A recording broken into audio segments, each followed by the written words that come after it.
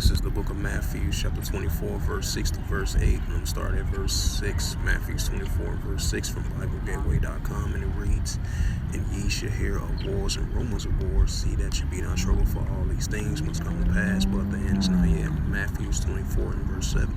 "For nation shall rise against nation, and kingdom against kingdom. And there shall be famines and pestilence and earthquakes in diverse places." Verse 8, Matthew 24 and 8. "And all these are the beginning of sorrows." Shalom. First and foremost, I'd like to give all praises